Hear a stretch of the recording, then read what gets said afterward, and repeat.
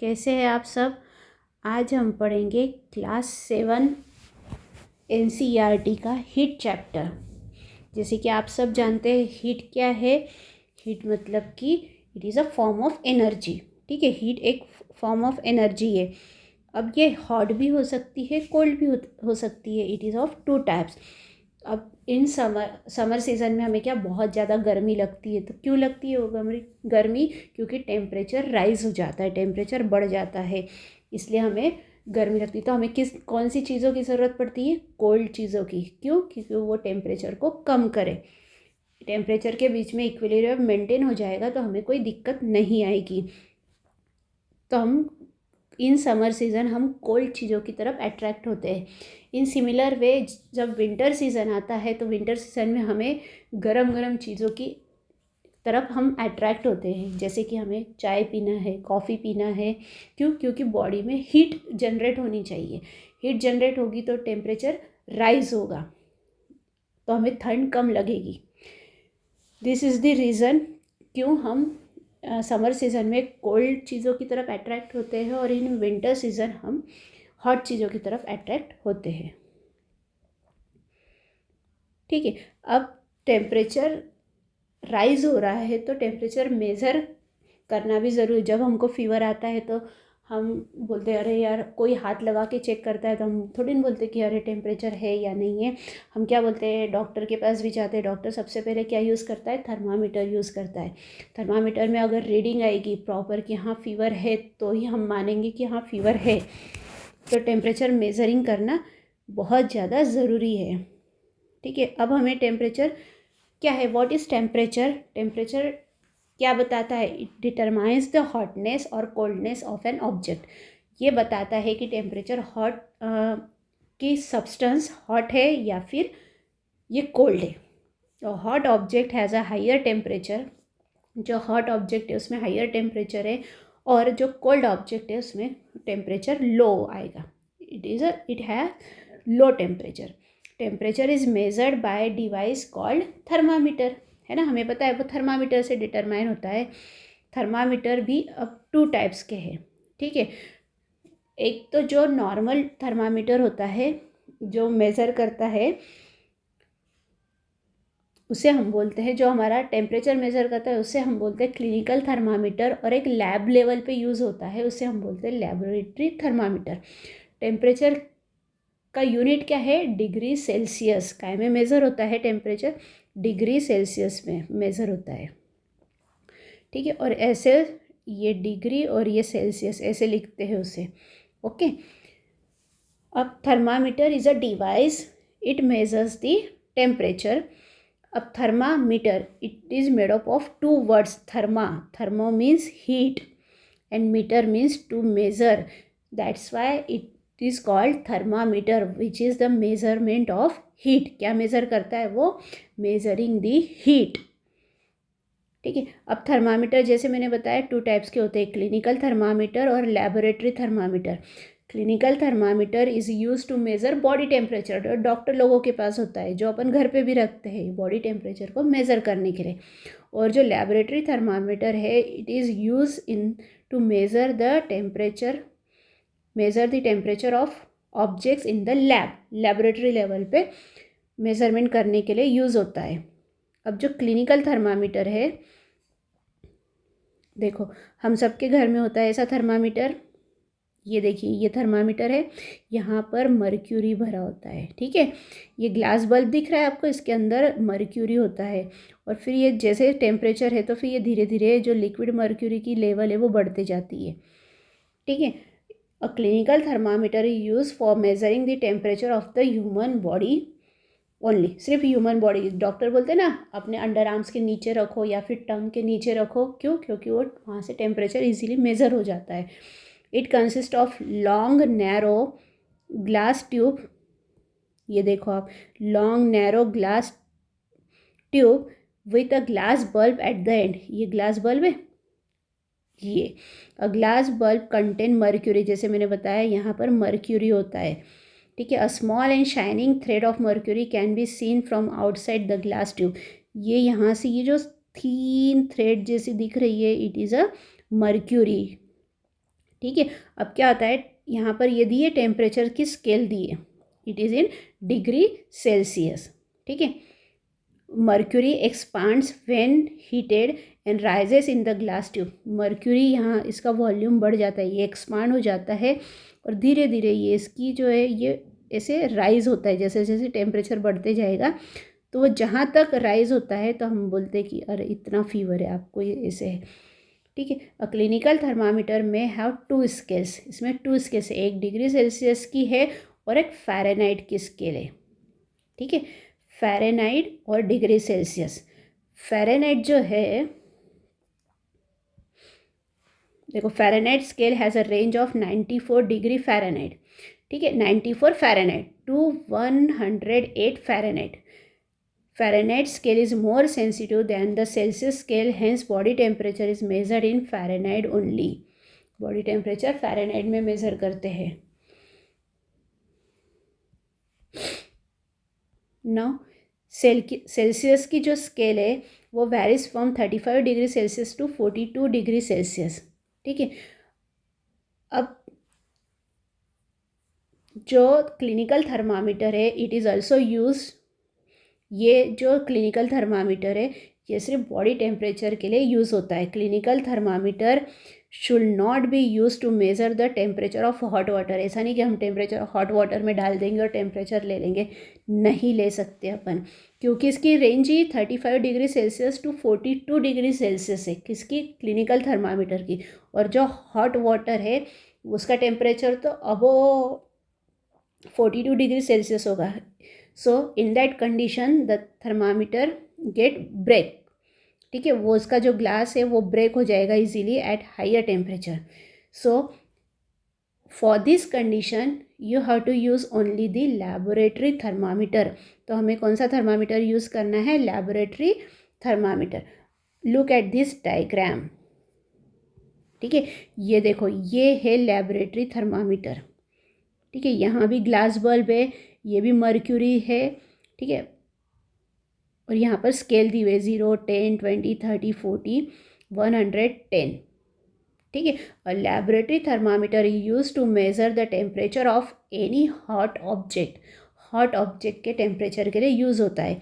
It consist of long narrow and thin glass tube with a glass bulb. Glass bulb जहाँ पर mercury है। ठीक है, no kink in the mercury column, कुछ नहीं। It can measure temperature from -10 degree Celsius to 110 degree Celsius and it is accurate to 1 degree Celsius. ठीक है,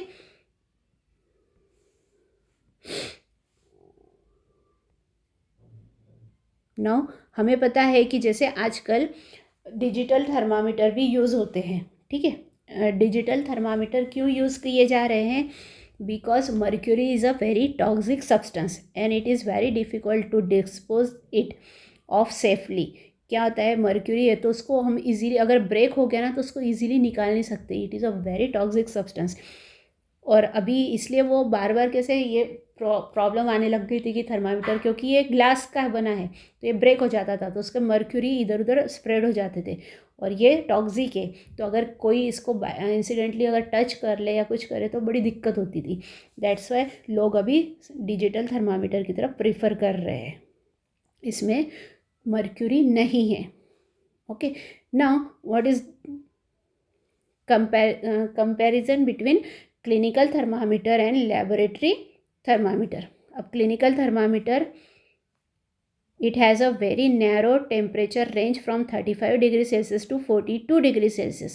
laboratory thermometer के टेम्परेचर क्या है, 10 degree Celsius to 110 degree Celsius.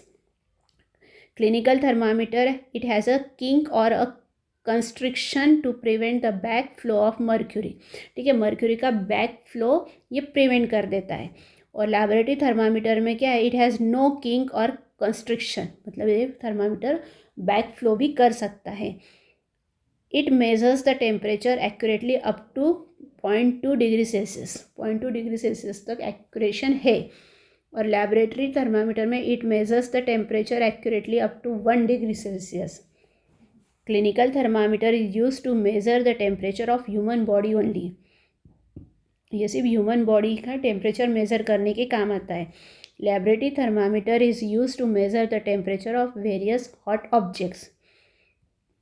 बहुत सारे hot object के टेम्परेचर के लिए काम आता है। Now transfer of heat, heat कैसे ट्रांसफ़र होती है? Heat always flow from an object at higher temperature to an object at lower temperature. ठीक है, हाई टेम्परेचर से लो टेम्परेचर तक हीट ट्रांसफ़र होती है, इसे बोलते हैं it is called a transfer of heat. क्यों? क्योंकि उसको इक्विलिब्रियम मेंटेन करना है। हमेशा से लिक्विड की भी यही होता है कि लिक्विड भी from higher concentration to lower concentration. Similarly जो हीट है वो भी from higher temperature to lower temperature move होती है। Heat gets transfer by 3 ways. Heat 3 ways से ट्रांसफ़र हो रही है। First is conduction, convection and radiation. ठीक है, the way of heat transfer 3 ways: conduction, convection and radiation. Now we see one by one. Conduction, conduction किसे बोलते हैं? Transfer of heat from the hotter part to the colder part of a material by direct contact is called conduction of heat. देखो, hotter part से colder part की तरफ move होना by direct contact, directly contact में आने से जो heat transfer हो रही है इसे बोलते हैं कंडक्शन ऑफ हीट। ये कहाँ ऑकर होती है? It occurs without the movement of material as a whole. For example, heating of steel spoon, dip in hot tea और heating of metal pan place in on a flame. जैसे कि हम gas burner के ऊपर काम कर रहे हैं, हमने पैन रख दिया, उस पैन को अपन ने हीट रख दिया तो डायरेक्टली हीट ट्रांसफ़र हो गई है from gas burner to metal pan. अगर हम उसको टच करेंगे तो हमें बहुत ज़ोरदार झटका भी लगने वाला है। ठीक है, so it is the mode of conduction.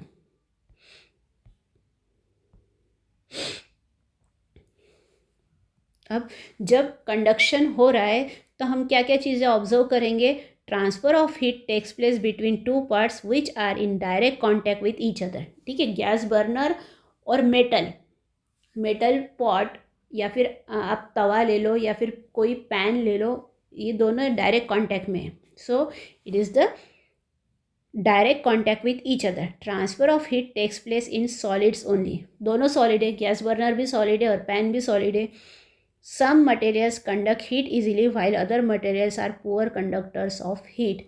ठीक है, अगर वो बैड कंडक्टर ऑफ हीट है तो हीट ट्रांसफ़र नहीं करेगा, बट अगर गुड कंडक्टर ऑफ हीट है तो वो हीट ट्रांसफ़र कर देगा।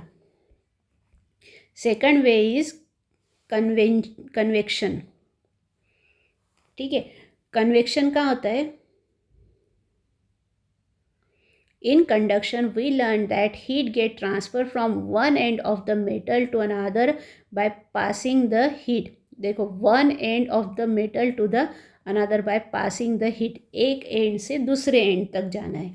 ठीक है, इन सर्टन सब्सटेंसेस और medium heat get transfer by the molecules of the substance when they move from the hotter to the colder part. ठीक है, hotter to the colder part transfer हो रहा है, but one end to the second end. ये कहाँ होता है? It occurs only in liquid and gases. Liquid और गैस में हो रहा है, सॉलिड में नहीं हो रहा है। ठीक है, कन्वेक्शन सॉलिड में नहीं हो रहा है। Convection in water, convection in water कैसे हो रहा है? Look at this diagram. ये क्या गैस बर्नर है, इसके ऊपर क्या है? Hot water. ठीक है, तो पानी बॉयल हो रहा है। It is a way of convection. Heat get transfer in water by convection. When a beaker containing water is kept on the burner, water at the bottom of the beaker gets heated। ठीक है, यहाँ से heat हो रहा है, ये ऊपर तक जा रहा है। Hot water being lighter rises upward carrying the heat along with। ठीक है, नीचे से जो ठंडा पानी वो गर्म हो के ऊपर जा रहा है, ऊपर का ठंडा पानी नीचे आ रहा है। सो ये ऐसी प्रोसेस चल रही है continuously. It is the method of convection.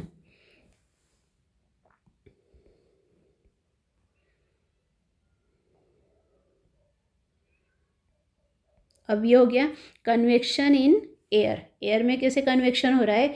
Air transfer heat by moving itself from hotter part to the colder part. ठीक है, एयर में क्या हो रहा है? हॉटर पार्ट से एयर कोल्डर पार्ट की तरफ मूव हो रही है। The circulatory movement of hot air rising and the cold air moving into the take its place is called convection current in air. इसे बोलेंगे हम कन्वेक्शन करंट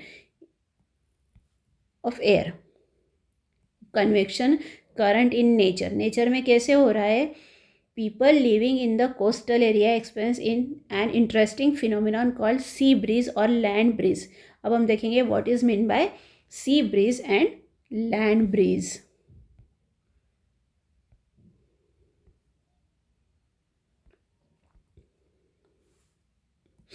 देखो यहाँ पर दिया है sea breeze. During the day the temperature of land rises more quickly than that of the sea. During day time क्या होता है? लैंड का टेम्परेचर जल्दी जल्दी रेज होता है, सी वाटर का इतनी जल्दी नहीं बढ़ता है। The hot air above the land becomes lighter and rises. तो लैंड के ऊपर की जो हॉट एयर है वो धीरे धीरे लाइट होती जाती है, टेम्परेचर बढ़ते जाता है। Hence, a gentle cooler wind blows from the sea to the land during the day, which is called a sea breeze. तो क्या होता है? सी के तरफ से एक हवा का झोंका आता है। कहाँ आता है? लैंड पे, जिससे कि वो टेम्परेचर को मेंटेन कर सके। इस फिनोमिनन को बोलेंगे सी ब्रीज। समंदर से एक ठंडी हवा का झोंका आता है, ठीक है। यहाँ पर टेम्परेचर कंटिन्यूसली राइज हो रहा है और यहाँ टेम्परेचर धीरे धीरे बढ़ रहा है। तो यहाँ से एक हवा का झोंका आता है और वो यहाँ के टेम्परेचर को मेंटेन रखता है। This phenomenon is called as sea breeze. Okay, अब next is the land breeze. Land breeze किसे बोलेंगे? At night the opposite happens. रात को अपोजिट होता है। The temperature of the sea is higher, ठीक है। रात को क्या होता है? यहाँ सी का टेम्परेचर हाइयर है, ठीक है, ये बढ़ा हुआ है temperature. This is because sea cools slowly as compare to land. Sea क्योंकि धीरे धीरे ठंडा होता है as compare to land. Land जल्दी से ठंडी हो जाती है। The air above the sea is warmer. यहाँ की एयर गर्म है तो यहाँ से कूल एयर आती है। कहाँ से? लैंड से। और फिर यहाँ पर टेम्परेचर को मेंटेन किया जाता है और इसीलिए इसे बोलते हैं लैंड ब्रीज, ठीक है। सी ब्रीज कब होता है? During day time, okay. और डे टाइम में सी ब्रीज होता है और eight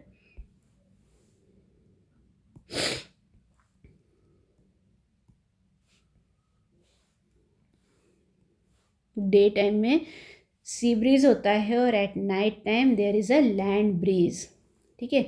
next one is the radiation. देखो हमने कंडक्शन देख लिया, कन्वेक्शन देख लिया, अब थर्ड देखेंगे हम रेडिएशन।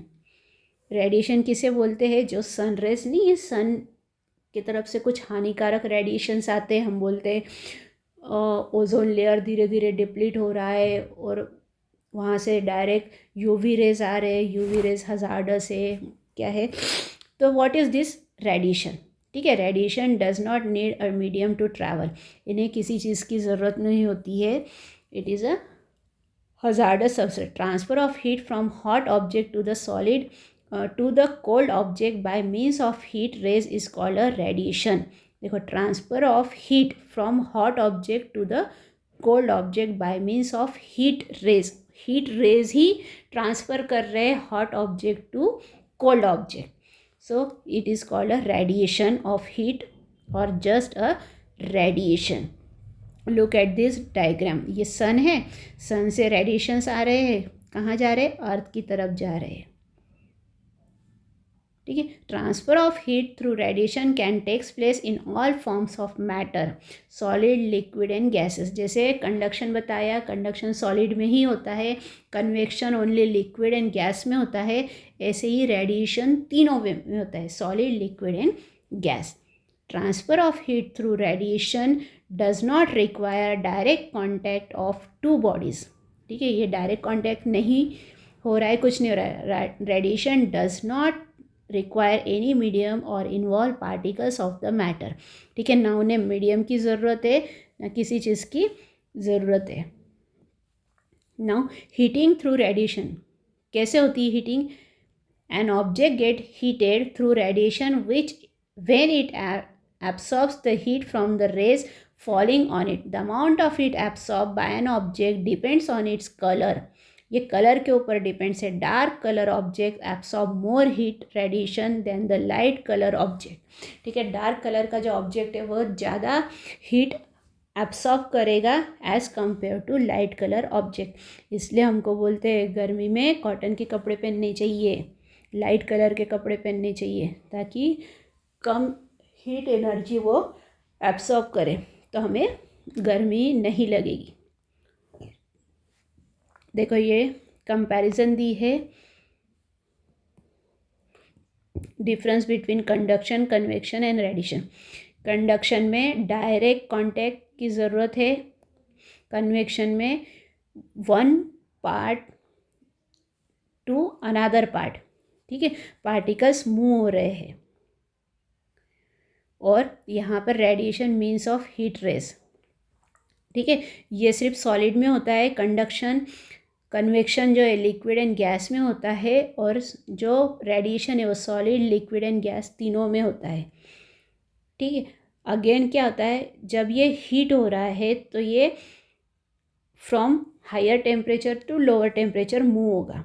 ठीक है, यहाँ पर भी सिमिलरली ये है कि hotter region to colder region move होगा, और यहाँ पर heat rays travel from hot to cold. But in case of conduction direct contact ज़रूरी है, यहाँ पर मीडियम ज़रूरी है कन्वेक्शन में, बट रेडिएशन में no direct contact, no medium is required. ठीक है, और वन एग्जाम्पल आपको लिखना है। अब ये है कि किस kinds of clothes we wear. क्यों हमें बोलते हैं कि गर्मी में लाइट कलर के और कॉटन के कपड़े पहनने चाहिए? बिकॉज क्या होता है, लाइट कलर के कपड़े जो है वो कम हीट एनर्जी एब्सॉर्ब करते हैं, और इसी रीज़न की वजह से हीट एनर्जी नहीं लगती, तो गर्मी में अपने को गर्मी कम लगती है। That's why in summer season we have to wear only light coloured cotton clothes, और डार्क कलर क्लॉथ से वो ज़्यादा अमाउंट में हीट एनर्जी एब्सॉर्ब करती है। इन विंटर सीजन हम वुलन क्लॉथ्स पहनते हैं। क्यों पहनते हैं? क्योंकि वो क्या करता है, अपनी बॉडी को गर्म रखता है। ठीक है, वो हीट अपनी बॉडी को हीट देता है, गर्म रखता है, इसलिए हमको ठंड में वुलन क्लॉथ्स पहनने चाहिए। Wool is a poor conductor of heat. या पुअर कंडक्टर ऑफ हीट है, तो अपनी बॉडी में जो गर्मी है उसे वो बाहर नहीं जाने देता। अब woollen clothes keep us warm by stopping the flow of heat from our warm body to the cold surrounding. हमारी बॉडी से जो गर्मी है वो बाहर नहीं जाने देता है, वो उसको मेंटेन रखता है वुलन क्लॉथ्स। ठीक है, more there is air trap between the wool fibres, और वो अपनी तक रहने देता है, इसलिए we feel warm. Okay, understood? Thank you.